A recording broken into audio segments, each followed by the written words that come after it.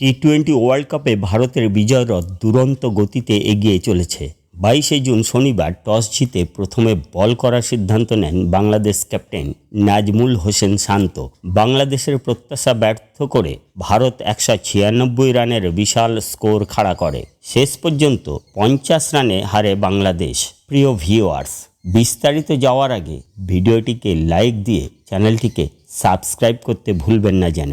প্রথমে আফগানিস্তান ও তারপর বাংলাদেশকে হারিয়ে ওয়ার্ল্ড কাপ সেমিফাইনালের টিকিট কার্যত কনফার্ম করে ফেলে ভারত। বাংলাদেশের বিরুদ্ধে শুরু থেকেই মারমুখী মেজাজে ব্যাটিং করতে থাকেন রোক ও জুটি। প্রথম 3 ওভারে 30 রান পার হয়ে যায়। সাকিবকে ছক্কা মারতে গিয়ে আউট হন রোহিত।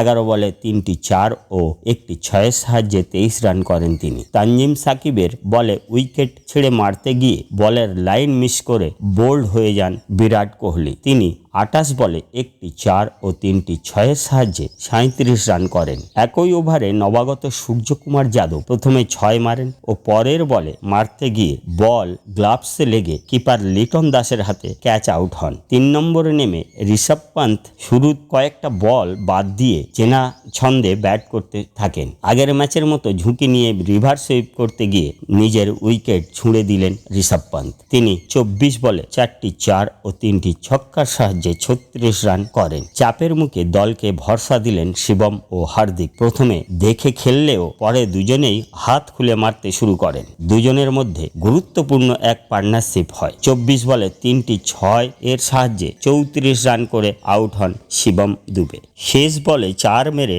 নিজের অর্ধশত রান পূর্ণ করেন হার্দিক। তিনি 4টি 4 ও 3টি ছক্কার সাহায্যে 27 বলে 50 রান করেন।